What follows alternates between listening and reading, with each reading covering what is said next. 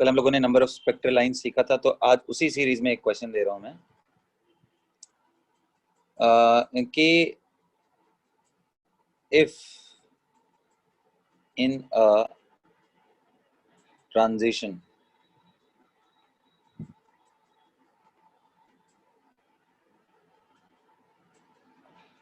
from any higher state n to ground state in a hydrogen atom,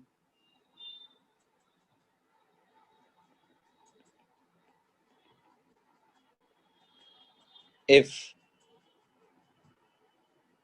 4 lines of visible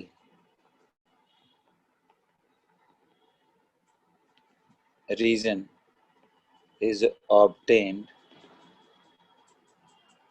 if in a transition from any higher state n to the ground state in hydrogen atom, 4 lines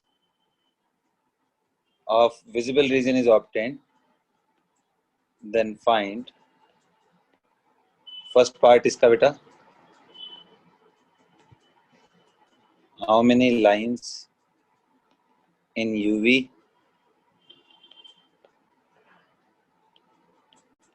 how many lines in IR. समझ में आ गया बच्चों? किसी n state से आ रहा है तो total बोल रहा है कि 4 उसको विजिबल में मिला, तो IR और इसमें बताइए कितना आएगा। कर लोगे? लगाओ दिमाग। ये बताओ विजिबल लाइंस में वो बोल रहा है कितने मिले बच्चों विजिबल में? 4। तो समझ में आया इसका मतलब बामर की कितनी लाइंस हैं? 4। तो बस, तो 4 बामर की लाइंस, इसका मतलब कि 4 लाइन लाने के लिए हम कितने ऑर्बिट तक हमें ड्रॉ करना पड़ेगा, वो हम ड्रॉ कर लेते हैं। ड्रॉ करके एक बार देख लेते हैं कहाँ तक जाना है। ठीक है, तो ये n इज इक्वल टू 1 बेटा, 2 3 4 5 एंड 6 हम चेक कर लेते हैं एक बार। तो बामर की लाइन यानी यहाँ पे ये 1 मिलती पहली, दूसरी लाइन बेटा ये, तीसरी लाइन ये, और चौथी लाइन ये, 4 लाइन मिल गई ना। तो इसका मतलब इलेक्ट्रॉन कहाँ प्रेजेंट था स्टार्टिंग में? 6 पे। हाँ, तो यानी इलेक्ट्रॉन का स्टेट मालूम चल। Good.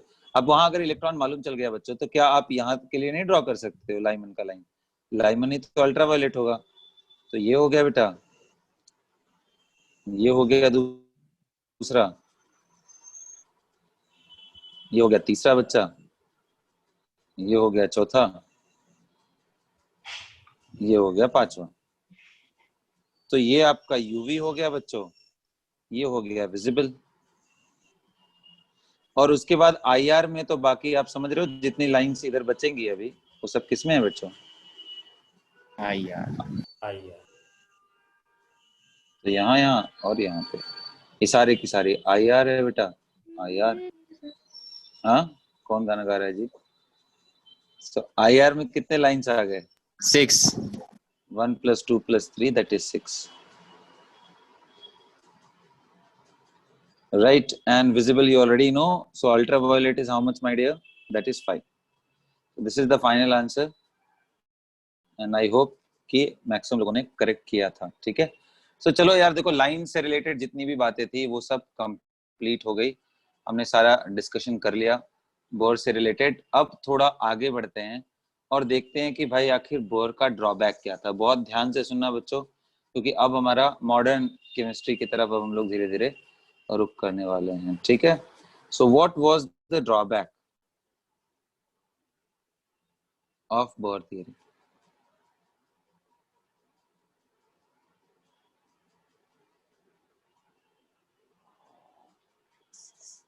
So what was the drawback of the Bohr theory? Number 1 point बच्चों क्या था? It is only valid for hydrogen atom. Yes or no? Yes. Yes. Yes, sir. Only valid for hydrogen atom. सिर्फ और सिर्फ hydrogen atom के लिए valid है।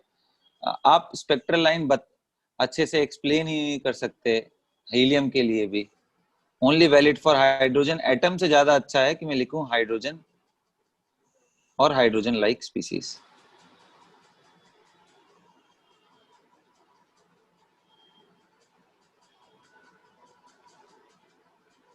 सभी लोग नोट्स बनाते हैं ना अपना? Yes, sir. Yes, sir. Very good. So it is only valid for hydrogen और H लाइक स्पीसीज गाइस, ठीक है? तो उनके लिए ही वैलिड है, हीलियम के लिए भी एप्लीकेबल नहीं है, राइट? तो नेक्स्ट क्या है बच्चों, सेकंड चीज क्या है जो बड़ा इंटरेस्टिंग है बच्चों, कि जो लाइंस मिल रही थी ना बच्चों, जो हमें यहाँ स्पेक्ट्रा पे लाइंस मिल रही थी, जब इसको बहुत ध्यान से देखा साइंटिस्ट ने, तो उनको पता चला कि एक एक लाइन खुद में बच्चों दो दो लाइन का कॉम्बिनेशन है। इसको अगर बहुत ध्यान से देखा जाए तो बच्चों ये डबल डबल लाइंस का कॉम्बिनेशन था। इसको बोलते हैं डबलेट। क्या बोलते हैं बच्चों? क्या बोलते हैं? हाँ, डबलेट। तो अब ये डबलेट का कोई रीजन नहीं दे पाए। So it was found that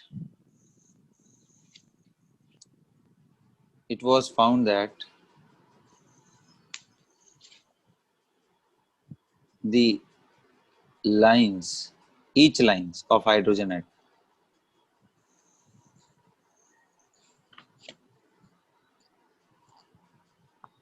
each lines of H atom or H-like species consist of two closely separated, बहुत हल्का सा गैप है उसमें, right? It was found that each line of H atom consists of two closely separated, right? Closely separated क्या चीज बच्चा? Fine lines called doublet. Two closely separated fine lines called doublet. So there was no explanation for this doublet in Bohr theory. ये उनका drawback था।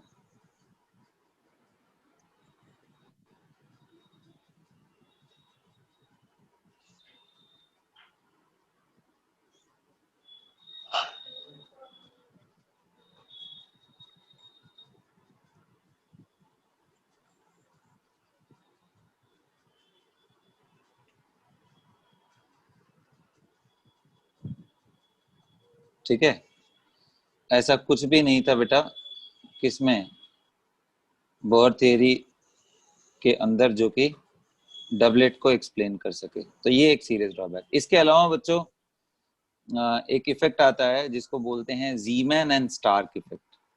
ये इनके definitions बहुत पूछे जाते हैं, what is Zeeman effect and Stark effect. तो बेटा ऐसा देखा गया कि ये जो लाइंस मिल रही थी, जो हमारे पास स्पेक्ट्रल लाइंस मिल रही थी बच्चों, अगर ये स्पेक्ट्रल लाइन के बीच में अगर कोई मैग्नेटिक फील्ड लगा दिया जाए, यानी जो सैंपल था अगर यहाँ कोई अलग मैग्नेटिक फील्ड या इलेक्ट्रिक फील्ड लगा दिया जाए, तो ये जो स्पेक्ट्रल लाइंस पहले एक थी वो कई कई टुकड़ों में बट जा रही थी, मतलब एक एक दो दो में कन्वर्ट हो जा रही थी, तीन तीन में कन्वर्ट हो जा रही थी। इसको बोलते हैं splitting of the spectral lines. तो दोनों ही चीजों में ये स्प्लिट कर रही थी बेटा, ब्रेक कर जा रही थी लाइंस। क्यों ब्रेक कर रही थी? कहीं ना कहीं एनर्जी लेवल चेंज हो रहा होगा, उसके बारे में भी कोई खास एक्सप्लेनेशन नहीं था। तो इसी को बोलते हैं ज़ीमैन एंड स्टार्क इफेक्ट। ठीक है,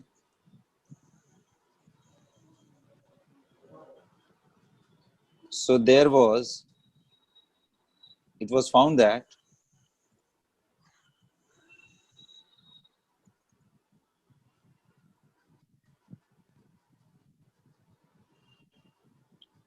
it was found that the spectral lines, बच्चों कौन गाना गा रहा है? It was found that the spectral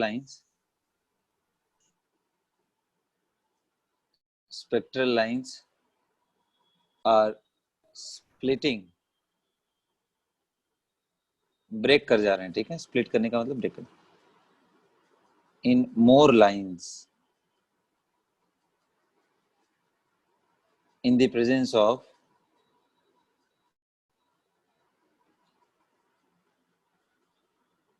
electric and magnetic field,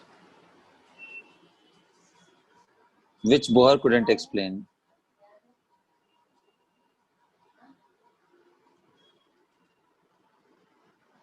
couldn't explain कि ऐसा क्यों हो रहा है। और इसी में जैसा मैंने आपको बताया, दोनों नाम को आपको याद रखना है। ज़ीमैन इफेक्ट,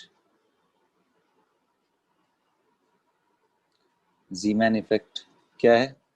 तो ज़ीमैन, इससे याद करने में थोड़ी सहूलियत होगी। ये जो एम लिखा है ना, एम से मैग्नेटिक फील्ड याद कर लीजिए, ठीक है। So what is Zeeman effect? Splitting of spectral lines, splitting of spectral lines in the presence of, किसके presence में बेटा? Splitting of spectral line in the presence of what? field. Magnetic and electric field. सिर्फ magnetic field होगा ना? हाँ, यहाँ magnetic field होगा। तो ज़ीमैन के ने जो स्टडी किया था वो मैग्नेटिक फील्ड के लिए, तो इसको ज़ीमैन इफेक्ट बोल रहे हैं। उसी तरीके के एक स्टार्क इफेक्ट है बेटा, वो इलेक्ट्रिक फील्ड के प्रेजेंस में बोलते हैं। सो स्टार्क इफेक्ट का मतलब splitting of the spectral lines in electric field.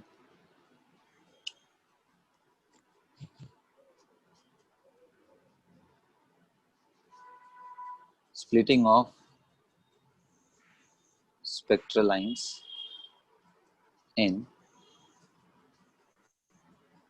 electric field। तो बच्चों ये ज़ीमैन इफेक्ट ये था, स्टार्क इफेक्ट ये है। तो इसी के सारे ये सारी चीजें हो गई। तो ये था बेटा किसका? Drawback of Bohr theory.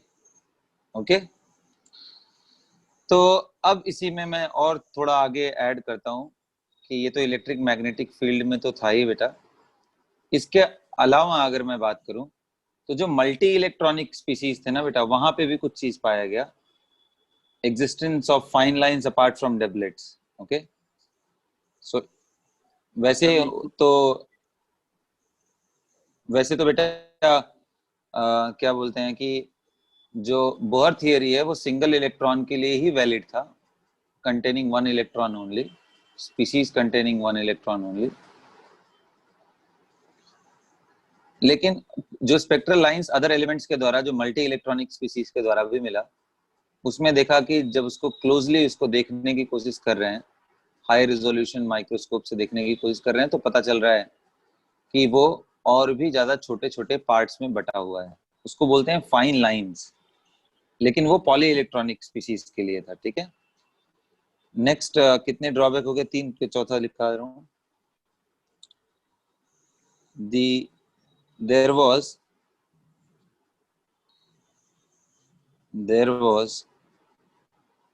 existence of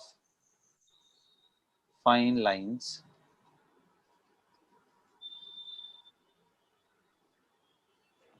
in the line spectra of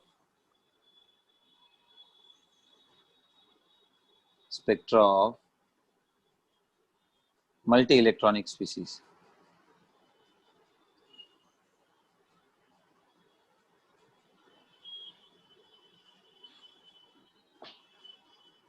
right, so multi electronic species के उसमें देखा उन्होंने कि उन्हें क्या चीज मिल रहा था कि फाइन लाइंस का एग्जिस्टेंस आया। इसका मतलब क्या था? That is one line was consist of sometimes 2 line, sometimes 3 line, sometimes 4 line की। मतलब पता चला कि ये लाइंस हैं।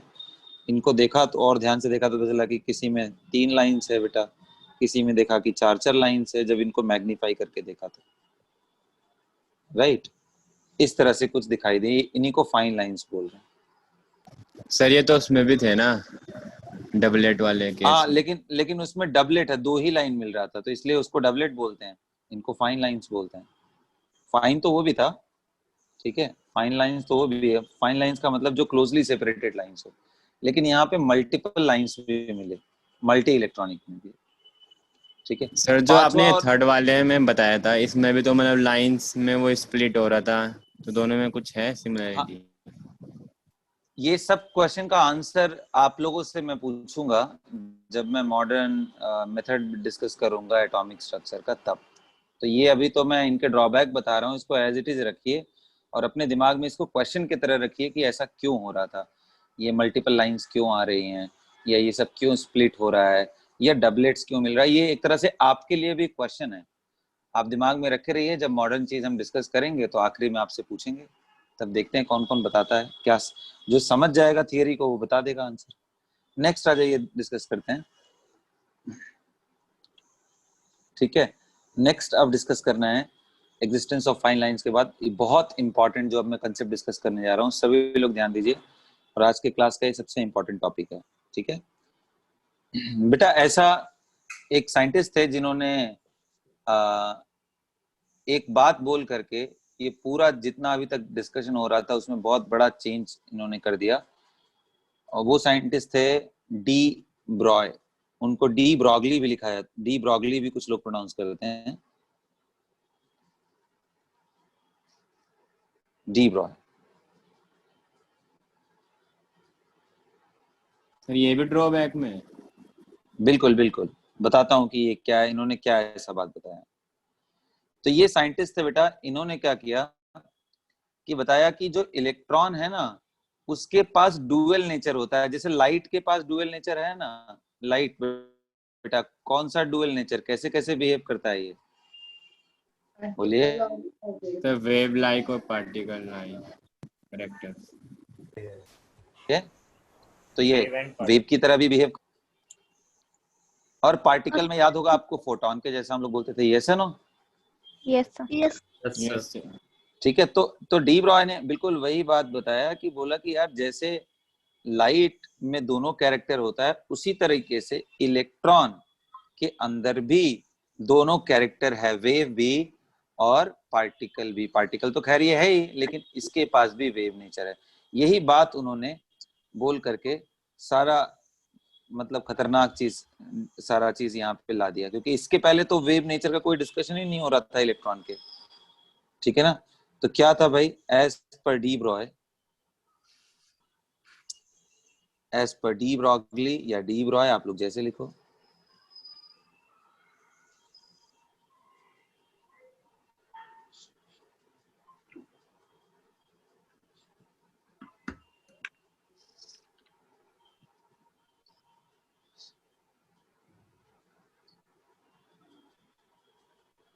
राइट, एनी पार्टिकल, बेटा एनी पार्टिकल लिखा है इन्होंने, कोई चार्ज पार्टिकल नहीं।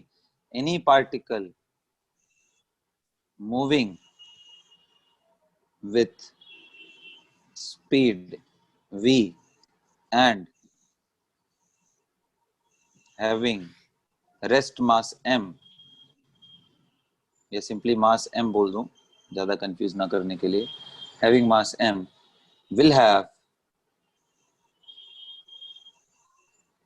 have wave character। और जो वेव कैरेक्टर होगा तो भाई अगर कोई चीज है वेव कैरेक्टर है तो उसमें वेवलेंथ भी उसका डिफाइन होगा। तो इन्होंने डिफाइन किया कि वेवलेंथ कैसे आएगा, तो इन्होंने बताया कि जो पार्टिकल का वेवलेंथ है वो it's wavelength will be given by, कैसे देना है बेटा वेवलेंथ को, तो lambda d is equal to H upon, कोई बताएगा, mv। यस mv, जिसको कुछ और नहीं बल्कि एच अपॉन मोमेंटम हम लोग बोलते हैं, यही ना। Yes yes sir. Sir. Yes. ये इन्होंने डिफाइन कर दिया, बोला कि डी ब्रॉय वेवलेंथ इतना आएगा, किसके लिए बेटा, कोई भी पार्टिकल जिसका मास m हो और जो v स्पीड से घूम रहा हो तो उसका ऐसे वैल्यू निकालेंगे। अब दिमाग में आएगा कि यार ये आया कहाँ से उनके दिमाग में, ठीक है। तो एक्चुअल में मैं बात बताऊं बच्चों, ये कोई ऐसा चीज नहीं था जिसको वो निकाल करके प्रूव किया, उन्होंने कोरिलेट किया। कोरिलेट करके बोला कि यार जब हमारा ये जो लाइट का फोटोन है, ठीक है, तो आइंस्टीनियन इक्वेशन से तो E is equal to energy का value m into c square भी होता है, और इसी फोटोन के लिए जो एनर्जी है वो E is equal to h c by lambda भी डिफाइन करते हैं, है ना। तो Yes. इन्होंने सोर्स ऑफ, Yes, sir. तो मतलब इनको कहां से ये इंस्पिरेशन आया वो मैं आपको दिखा रहा हूं।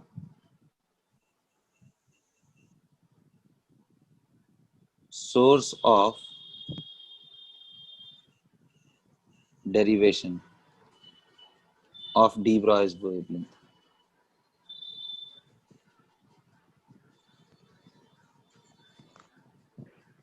ये कहां से मिला था?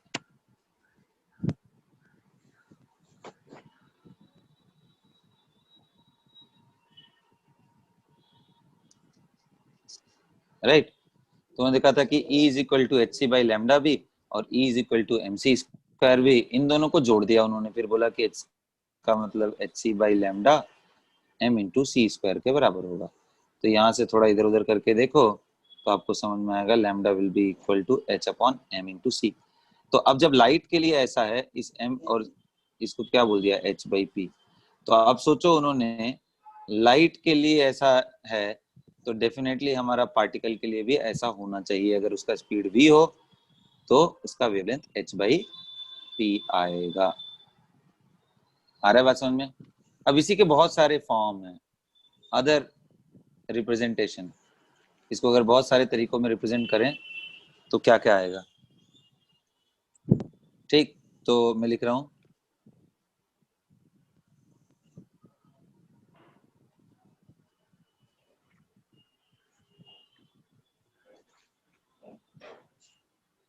representation of de Broglie's wavelength in different forms। अब मैं दिखा रहा हूँ बच्चों, आप लोग बताइएगा, ठीक है। तो लैम्डा डी, एक तो ये सिंपल वाला है कि h upon M into v या h अपॉन पी मोमेंटम। अच्छा, मान लीजिए उसने काइनेटिक एनर्जी दिया हो पार्टिकल का और उसका मास दिया हो, तो जरा देखिए, तो क्या मैं ऐसा लिख सकता हूँ h upon root over 2k into m, where k stands का मतलब k क्या है, जहाँ पे k मतलब काइनेटिक एनर्जी। Kinetic. तो क्या ऐसा लिख सकते हैं? ये कितना होता है Yes, बेटा, sir. Half m v square, Half inch. यही होता है ना।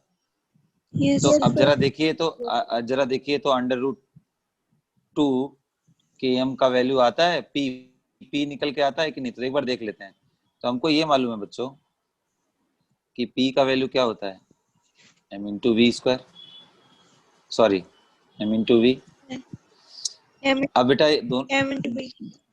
हाँ, तो दोनों साइड अब P is equal to m into v, अगर मैं P स्क्वायर कर दूं दोनों तरफ तो क्या आएगा, m square into v square.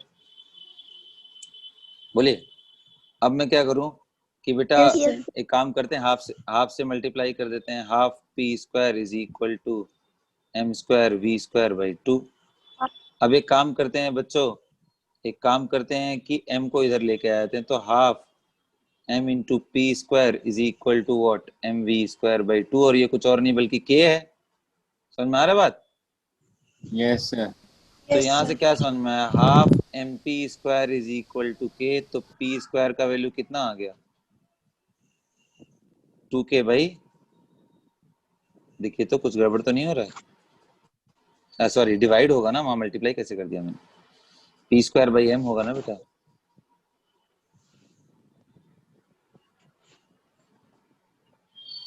तो क्या हम पी स्क्वायर को ऐसा नहीं लिख सकते हैं, half P square is equal to K M, P square is equal to 2km, तो पी का वैल्यू कितना आ गया, रूट ओवर 2km। समझ में आया? बच्चों इसको किलोमीटर मत समझ लेना तुम लोग कि सर h/√2 किलोमीटर। k का मतलब काइनेटिक एनर्जी है और m का मतलब मास है, ये ध्यान रखना। उसी पार्टिकल का, जो भी पार्टिकल है, इन्होंने सिर्फ इलेक्ट्रॉन के लिए नहीं बेटा, किसी भी पार्टिकल के बारे में इन्होंने बोला wave particle duality will have a wave character. That means even particle have dual character, wave as well as। तो बच्चों ये आपको समझ में आ गया ये डेरिवेशन कैसे किया हम लोगों ने? सर इसको वेलोसिटी की फॉर्म में भी लिख सकते हैं ना, hv/2k। कितना बेटा? hv/2k। h into v. तो जब काइनेटिक एनर्जी दिया ही रहेगा तो वी का क्या मतलब है वहां पे? ठीक है, तो मैनिपुलेट तो आप कैसे भी कर सकते हो, डिपेंड करता है डेटा क्या दिया हुआ है। ये कुछ कॉमन फॉर्म्स है जो मैंने आपको बता दिया। अच्छा, आगे चल के आप एक और चीज सीखोगे। For charge particle accelerated, for a charge particle accelerated through a potential drop difference or drop of V volt, V volt है ना बेटा? अगर ऐसा है तब क्या होगा? तो एक इंपॉर्टेंट चीज ध्यान रखना है सभी को कि भाई कोई रिलेशन है क्या काइनेटिक एनर्जी और पोटेंशियल एनर्जी में, अगर कोई V से वो करे तो बच्चों मैं यहाँ पे आपको दिखा दे रहा हूँ कि मान लीजिए अगर कोई चार्ज पार्टिकल है, ठीक है, अगर मान लीजिए ये वोल्टेज है बेटा और ये प्लस प्लस प्लस, मान लीजिए कोई प्लस क्यू यहाँ पे रखा हुआ है,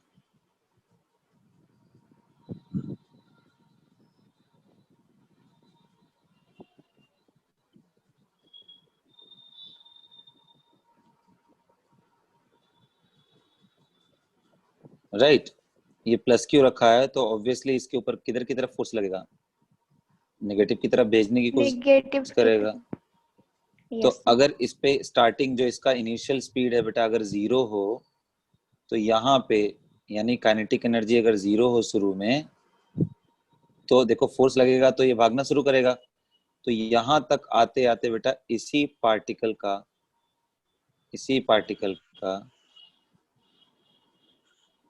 जो काइनेटिक एनर्जी है वो Q इंटू वी हो जाता है। ये बात ध्यान रखना है।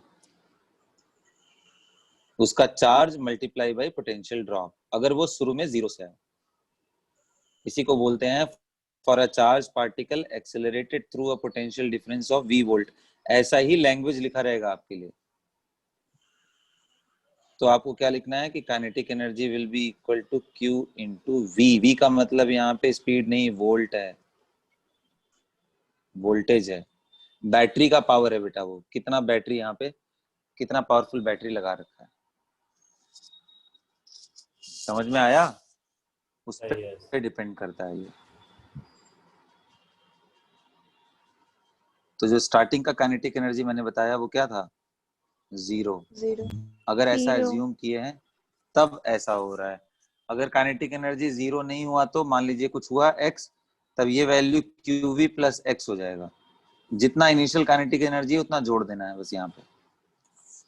ठीक है, तो खैर ये सब चीज आप आगे भी सीख जाएंगे, लेकिन ये आता है टर्मिनोलॉजी। अब क्या करेंगे? तो हम ऐसा लिख सकते हैं भाई, चूंकि हमारे पास वो जो लैम्डा डी का वैल्यू है वो h/√2km तो था ही।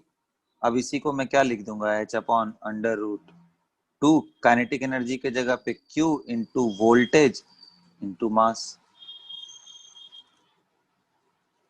लेकिन ये एक्सप्रेशन किसके लिए है बेटा? चार्ज पार्टिकल के लिए।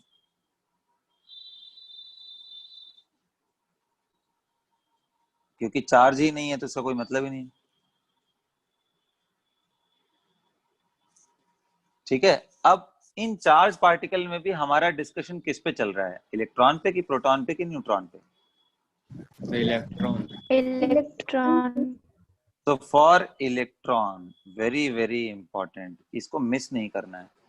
इलेक्ट्रॉन के लिए यही लैम्डा डी का वैल्यू, अब आप जानते हैं एच प्लैंक कांस्टेंट रखेंगे कितना, 6.626 6.626 इंटू 10⁻⁻34 जूल सेकेंड।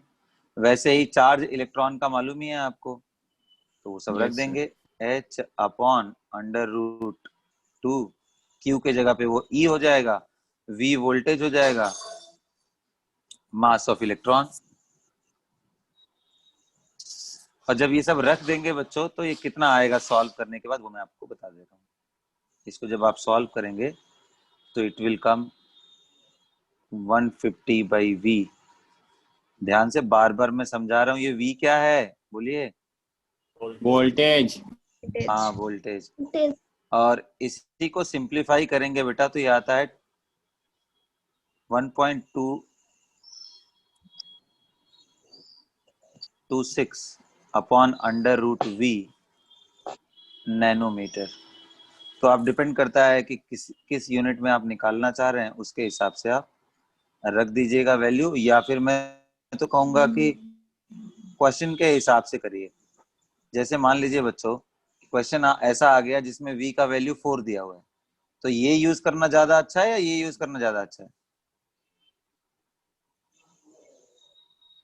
सॉरी, कौन यूज करना ज्यादा अच्छा है? सेकंड। सेकंड। सेकंड, बिल्कुल, क्योंकि यहाँ पे 4 रखते ही वो √4 का वैल्यू 2 होता है, वो तुरंत बाहर निकल जाएगा, कट पिट करके आसानी से निकल जाएगा। समझ में आ रहा है बच्चों? Yes sir. तो एक बार फटाफट फटाफट फटाफट हम लोग देख लेते हैं पूरा formula. So as per de Broglie de Broglie चीज बच्चों, कि जो वेवलेंथ है किसी पार्टिकल का जिसका मास m और स्पीड v है, तो उसका जो वेवलेंथ है वो h/mv से डिफाइन होगा, जहां पे h प्लैंक कांस्टेंट है बेटा और p मोमेंटम है। उसको अगर मैं सोर्स बताऊं आपको, तो सोर्स क्या था, तो आइंस्टीनियन इक्वेशन एंड hc/लैम्डा, ये दोनों को कोरिलेट करके ये जो एनर्जी निकल के आया, वो जो यहाँ से वेवलेंथ निकल के आया वो h/p। तो यही बात सोच करके उन्होंने भी एक्सप्रेशन डिराइव कर दिया था। ठीक है, खैर उसके बाद मैंने आपको दिखाया रिप्रेजेंटेशन, कि कितने अलग अलग फॉर्म में हम रिप्रेजेंट कर सकते हैं, है ना। और वो रिप्रेजेंटेशन कर लेने के बाद बेटा ये दिखा कि अगर कोई चार्ज पार्टिकल हो तो काइनेटिक एनर्जी की जगह पे QV लिख सकते हैं, वो हमने लिखा। और अगर वो इलेक्ट्रॉन हो तो ऐसा एक्सप्रेशन आएगा। ध्यान से, ये एंगस्ट्रॉम और ये नैनोमीटर है, इन दोनों वैल्यू को ध्यान रहे, भूलना नहीं है, इसलिए मैं हाईलाइट कर दे रहा हूँ, आपको भी हाईलाइट कर लेना है।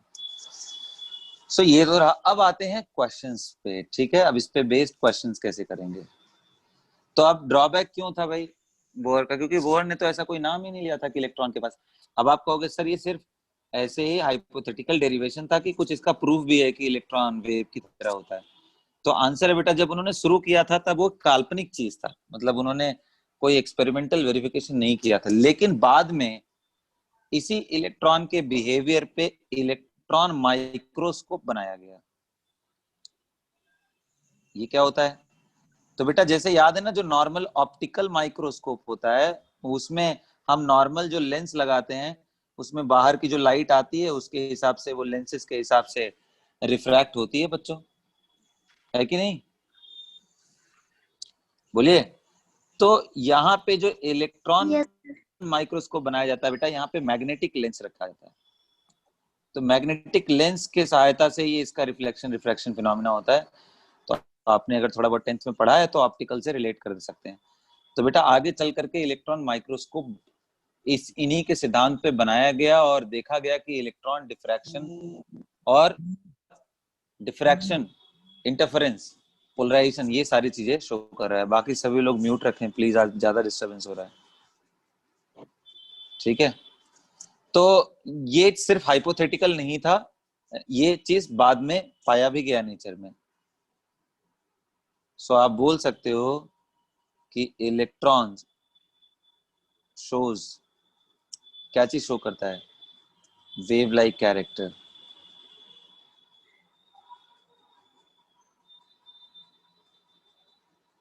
And as and it is evident from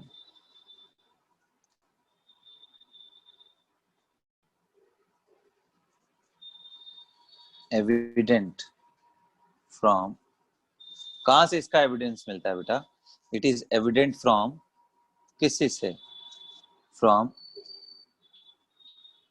electron microscope. हाँ, electron microscope is one of the very powerful invention. इसके अलावा जो इंपॉर्टेंट वेव लाइक कैरेक्टरिस्टिक थी, वो अगर आपको याद हो रहा हो तो diffraction, polarisation and interference.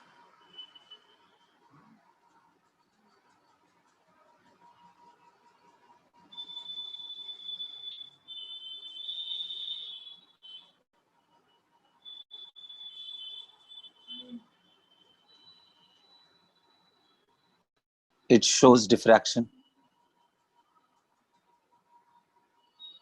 It shows interference.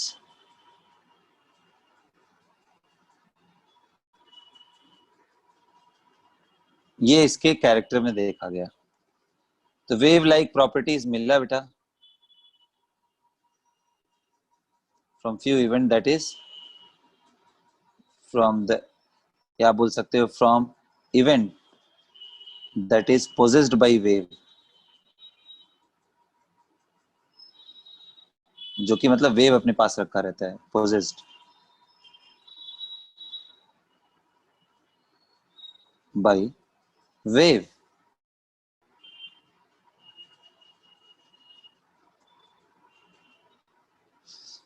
तो ये था सारा चीज।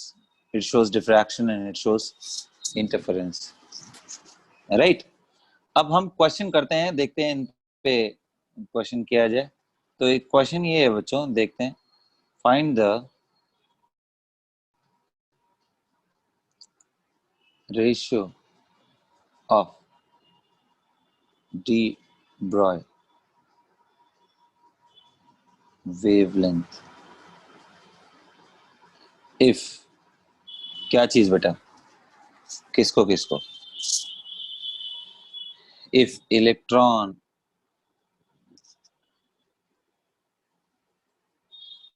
right, so find the ratio of d Broglie wavelength for the electron of H atom in ground state and He plus ion in first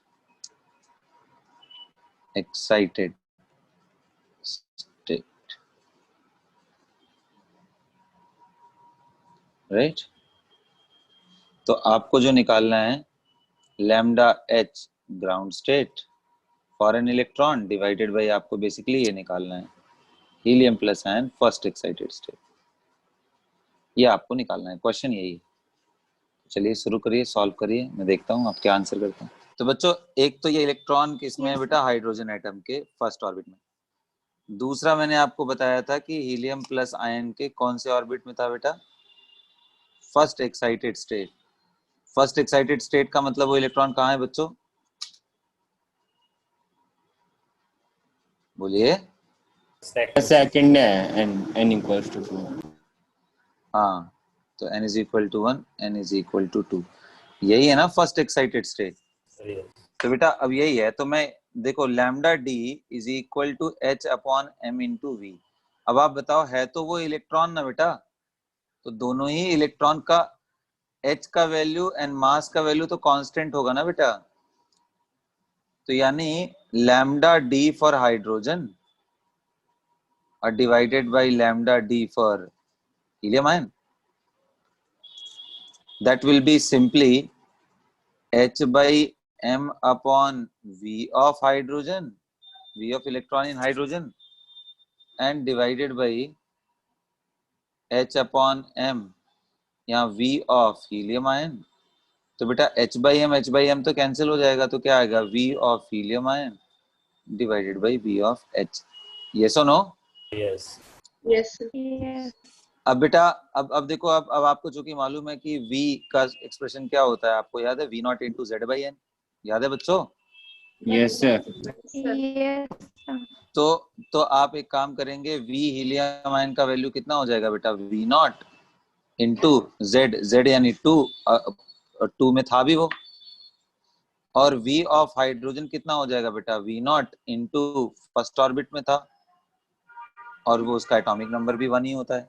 तो मतलब देख रहे हो आप, दोनों V नॉट आ गए, तो V not by V not दोनों का वैल्यू कितना आ गया, 1/1। सो करेक्ट आंसर कितना आ गया बेटा, रेशियो कितना आया, 1:1। 1:1. तो जिसने भी गलती किया कि इसको नहीं ध्यान दिया वो गड़बड़ करेगा, जिसने Z छोड़ दिया वो गड़बड़ करेगा। तो ये इसका सॉल्यूशन था। अब उसके बाद अगला क्वेश्चन मैंने आपके सामने रखा है ऑलरेडी। क्या है कि भाई 3 पार्टिकल हैं, एक इलेक्ट्रॉन है, प्रोटॉन है और अल्फा पार्टिकल है। सभी लोगों को मालूम है अल्फा क्या होता है, प्रोटॉन क्या होता है, इलेक्ट्रॉन। तो अगर सबका सेम काइनेटिक एनर्जी हो तो उनका ऑर्डर बताइए कि किसका वेवलेंथ ज्यादा होगा। अगर सबका सेम स्पीड है तब किसका ज्यादा होगा, और जब सेम पोटेंशियल से सबको एक्सेलरेट कर रहे हो तब किसका कैसे होगा। यही क्वेश्चन है, अच्छे से इसको सॉल्व करना है। करिए इसको सॉल्व।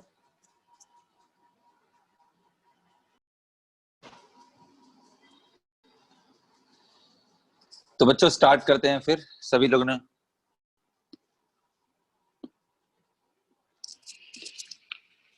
आवाज आ रही है बच्चों? Yes sir.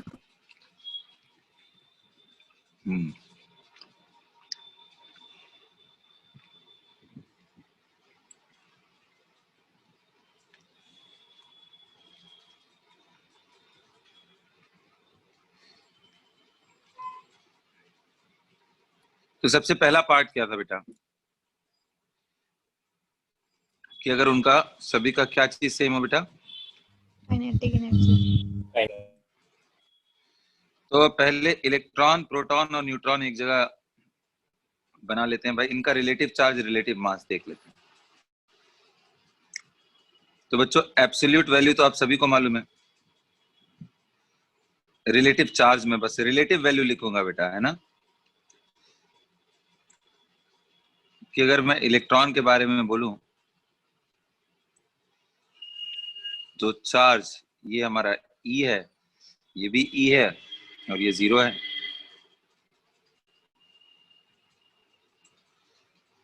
ये इलेक्ट्रॉन, प्रोटॉन, सॉरी न्यूट्रॉन की मैं बात नहीं, अल्फा की बात थी, सॉरी। तो अल्फा कुछ और नहीं बच्चों, हीलियम +2 होता है ना। यस। तो अगर आप इनको रखेंगे तो इसका जो चार्ज होगा वो 2E होगा, करेक्ट। Yes sir. हाँ, यहाँ पे ये -E होता है, माइनस प्लस का मैग्नीट्यूड में हमें कोई लेना देना नहीं है। अगर मैं रिलेटिव मास लूं, अगर आप मास लेना चाहते तो लीजिए, लेकिन बहुत ज्यादा हो जाएगा बेटा। तो प्रोटॉन का मास अगर m है तो बेटा अल्फा का मास 4m होता है, मतलब हीलियम का मास 4m होगा, क्योंकि प्रोटॉन से लगभग 4 गुना भारी होगा, क्योंकि इसमें 2 प्रोटॉन और 2 न्यूट्रॉन है। और वहीं इलेक्ट्रॉन के लिए ये लगभग m अपॉन 1836 गुना या 37 गुना के आसपास कम होता है।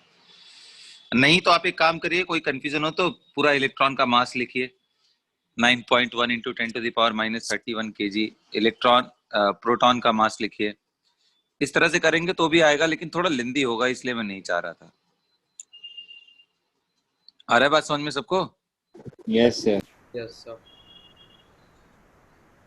तो ये रिलेटिव मास के बारे में मैंने बात किया। और क्या, बस उनका मास और चार्ज, यही 2 चीज तो हमें चाहिए था। अब पहला क्या दिया हुआ है भाई कि सबका क्या है, काइनेटिक एनर्जी सेम। तो के सेम है, तो हम देखते हैं कि के में क्या फॉर्मूला था। तो lambda d is equal to h upon √2 k into m। तो बेटा के सेम है तो क्लियरली लैम्डा डी किसके प्रोपोर्शनल हो गया, 1/√m के, करेक्ट ना। मतलब मास Yes. ज्यादा होगा बेटा तो वेवलेंथ कम होगा, तो ऑर्डर ऑफ वेवलेंथ कितना आ गया,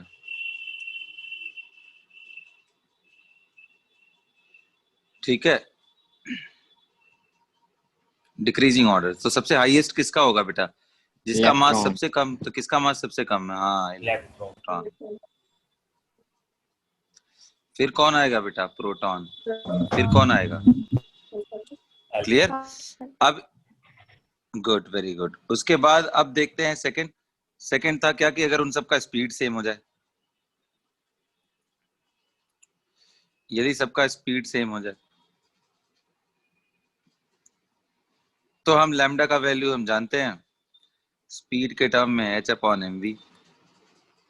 तो यहाँ पे साफ दिख रहा है कि लैम्डा डी मास के इनवर्सली प्रोपोर्शनल, यानी सेम आंसर आ गया, है ना?